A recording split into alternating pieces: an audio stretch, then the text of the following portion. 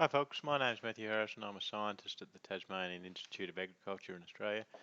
In this video we'll be looking at how to fertilise the crop with nitrogen as well as some of the nitrogen outputs, soil nitrogen losses and mineral nitrogen that you might want to look at. So essentially we're looking at the nitrogen cycle. What I've done is I've just opened up a default wheat example. The crop is not really important, but here I just wanted to show an example. So I went to Home, open an example. I went to C, Program Files, APSIM folder, Examples. Then I opened up the default, double click on the default wheat simulation, then save it to your own directory. APSIM won't run from the examples. So I did that. And then I saved it as a name, so I called this soil nitrogen and fertilizer example. So some things to note: I've reduced the duration of the simulation so it's easy to follow. I've just used the default weather example, which is Dalby, Queensland, Australia, but you might want to adapt that. I've then dumped in a number of specific manager components related to fertilising. So there's a number of different ways you can fertilise the crop. You can fertilise based on crop stage, on a specific date, on sowing, for example. So you have this one here where you can add an amount of fertiliser on sowing. So it's adding 160 kilos of nitrogen per hectare to wheat. What I've done is I've gone to Home, Management Toolbox, and in here you can see a bunch of different examples with which you can fertilise your crop. So it always takes a little while to open because it's going to the toolbox itself, and it shows you what you can essentially do. If you click on them, it brings them up. You can fertilise on a fixed date. It allows you to nominate your fertiliser. There's an advanced version of that fertilise on a fixed date, and so in this you can apply fertiliser at multiple dates. You can decide not to apply nitrogen if it goes above a certain threshold. You can add fertiliser below a certain depth. You can calculate the amount of nitrogen in the soil. You can apply fertiliser at a specific depth, and then you can determine what type of fertiliser you want to add. So you can add not only nitrogen, DAP, MAP, urea N, you can add different types of phosphate as well as calcium. So what you do once you've selected on your fertiliser regime, so there's other management regimes in here, but so you can do at sowing, at ZOX stage, or you can top up to a specific level in the crop. So I've got this one here, I've copied it, fertilise on ZOX stage, which means crop development. I went back to my example, and then I've right clicked and I've pasted it. So, and then once it pastes, you'll see it pop up here. Then you nominate which date, which stage with which you want to fertilise your crop. You tell it the type of fertiliser to apply. So that's going to apply straight urea nitrogen rather than urea per se. So urea is 50% nitrogen. So if I apply 100, it's going to apply 100 kilograms of nitrogen per hectare. If that was just urea, it would apply 50 kilos of nitrogen per hectare, or technically 46, because urea is 46% nitrogen. So you come along, and I've said, okay, well, I want to apply it at ZOX stage 30, at 60, and at 90. At 30, I'm going to apply 100. At 60, I'm going to apply 40, and the same at 90. Probably won't do much at 90 because it's already mature, but we wait and see. I've also said that on the 1st of October, which in the summer season in Australia starts to get dry, let's apply 100 millimetres of irrigation just to give it a water. And I've said 100% efficiency just for the sake of illustration. I've put in this irrigation component, so that's so that APSIM actually waters. If you haven't got that in there, it'll give you an error. It's the same as the fertiliser thing. Now we've got a number of graphs. So what I did then is I put those in, I went run, and hopefully you see it running here without an error.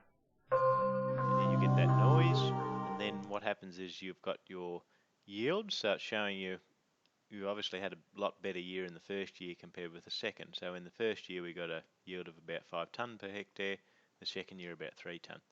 Then I've put in a heap of nitrogen output graphs. So this one here is ammonium, which is the first, after nitrogen is hydrolyzed, is the first step in the nitrogen cycle.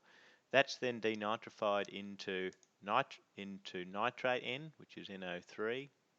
You have mineralization. you have nitrous oxide. Nitrous oxide is the greenhouse gas loss from the soil. You have denitrified N. You have total nitrogen loss to the atmosphere. And then you have what's an interesting variable, nitrogen demand. So we'll go through these. We've talked about yield in previous webinars. Nitrogen, ammonium, NH4. So you can plot that in different layers. So I've said, so what I've done back here in the report is you put in your node with which you're going to get it from. So I've said soil, full stop, sort of the next component that it's going to come from. Then nutrient, then denitrified N. If you're not sure how to get these values, how to get these variables rather, you put in soil in square brackets, so that means it's referring to the soil node. You hit full stop and it comes up with a list, so that's quite useful. Then you can double click or you can type it in, so I often double click and then you hit full stop again and it comes up with a secondary list, and it actually says the units and the description of them, which is very useful. So you might want to have a look at those. So there's a bunch of different nitrogen outputs there which I haven't used. So that's how you determine what variable you're actually looking at, or what variable you can plot. And then you can copy this and put it there, so drag it up and drop it on the top level so that it actually it comes up again. So if you copy that and paste it on there, you bring up another level, and you might want to say I want to look at nitrogen in level 7, ammonium in level 7 rather. And so you have to change the label manually. So I just encourage you to do that. So here you can see that label is actually wrong. That should be ammonium, not yield. That's just a residual thing. I've copied the graph above. So we have the same thing for nitrate. You can see nitrate is static.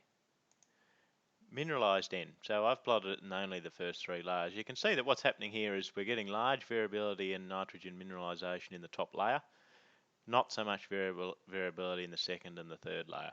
So you might say, what are the second and the third layer? You can go back here to the soil and you can actually see what depth they are. So 0 to 15, 15 to 30, so on. So that's your mineralized N, which is quite useful. The crop is growing in this season, so this is winter. You're not getting much mineralization. You're getting a lot of mineralization in summer. And the reason for that is because not only warmer temperatures, but I applied irrigation around about this October period, and so up it goes. Then we have nitrous oxide. We're not getting any. You might want to double check why it's 0. Is that realistic? Probably not. So you might want to check what you've actually done with the simulation. Denitrified N. So what's this saying? It's saying that we've got much more nitrogen denitrified in the top layer compared with subsequent layers. This one here I've plotted as arbitrator Fn, but it's really nitrogen supply relative to demand. And if you want to know what that is, we go back here. If you just hit full stop and select the variable again, it says gets the nitrogen supply relative to the nitrogen demand. So if the nitrogen supply relative to the demand is very high, that means the crop is not nitrogen stressed. If it's very low, you probably potentially could put on more nitrogen. What it's saying here, for most of the 2 crops, it's very, very low, well, relative to this scale. So we might want to put on more nitrogen. So that's some of the nitrogen outputs, and that's how you manipulate the nitrogen management in APSIM. That's all for this one, and thanks for watching.